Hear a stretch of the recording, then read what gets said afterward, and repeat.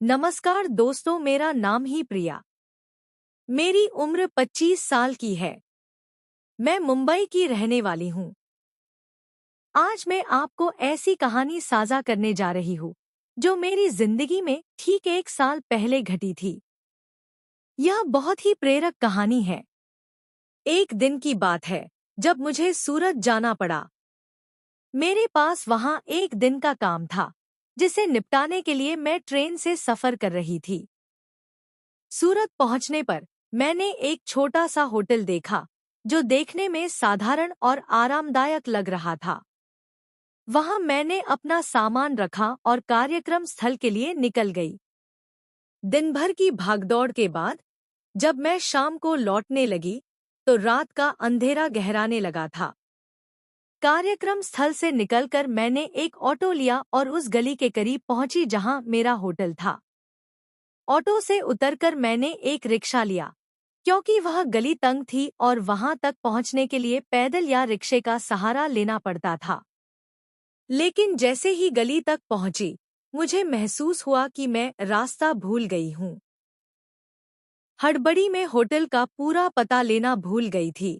सिर्फ होटल का नाम याद था।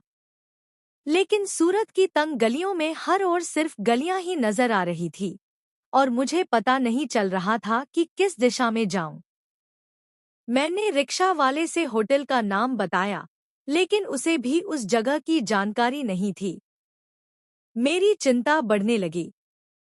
मैंने उसे कहा कि वह मुझे उतार दे, मैं खुद ही रास्ता ढूंढ लूंगी।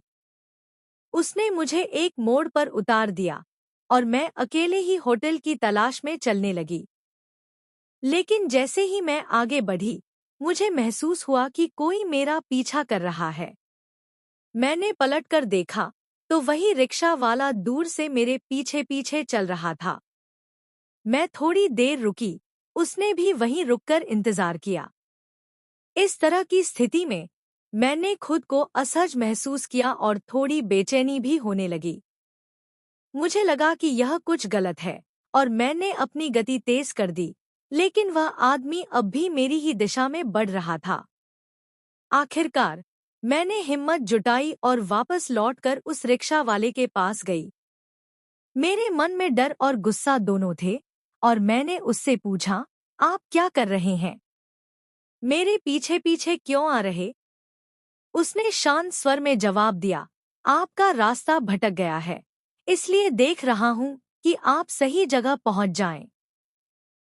मेरी नाराजगी और बढ़ गई, इससे आपको क्या? आप जाइए, मुझे अकेला छोड़ दीजिए। उसने थोड़ा झुंझलाकर कहा, नहीं, हम कहीं नहीं जाएंगे। रात का समय है और आप इस शहर से अनजान लगती हैं। मुझे पैसे की चिंता नहीं है, बस यही खड़ा रहूंगा जब तक आपको आपका होटल नहीं मिल जाता। उसके शब्दों में एक सच्चाई थी जो मैंने धीरे धीरे महसूस की। वह कहीं जाने को तैयार नहीं था और मैं भी थक चुकी थी। मैंने आगे बढ़ने का फैसला किया और जब भी पलटकर देखती, वह व्यक्ति दूर खड़ा मिलता, लेकिन कहीं जाता नहीं था। काफी देर बाद जब मैं थककर एक जगह रुक गई और सोचने लगी कि अब क्या करना चाहिए, तभी मेरी नज़र उस होटल पर पड़ी जहां मैंने सुबह अपना सामान रखा था।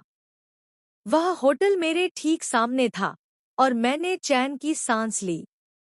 मैंने राहत की मुस्कान के साथ उस आदमी को इशारा किया और वह पास आया।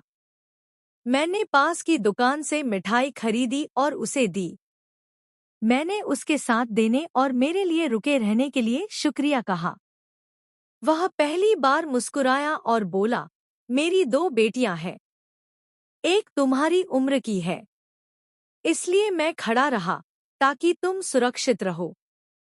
उसकी बात सुनकर मेरा दिल भर आया।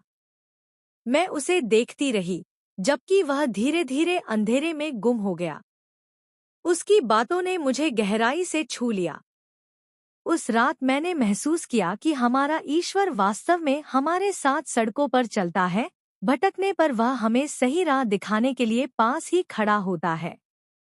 मैंने बाहर की एक दुकान से चाय ली और अपने भीतर एक नई ऊर्जा और विश्वास महसूस किया। मेरी इस यात्रा में वह रिक्शा वाला मेरे लिए किसी देवदूत से कम नहीं था, जिसने मेरे विश्वास को और मजबूत किया। सच में, भगवान हमें कभी अकेला नहीं छोड़ता, वह हमारे आसपास के लोगों में हमें सुरक्षा और स्नेह देने के लिए उपस्थित रहता है। तो दोस्तों, अगर आपको यह वीडियो पसंद आया है तो प्लीज़ चैनल को लाइक और सब्सक्राइब कीजिए। धन्यवाद।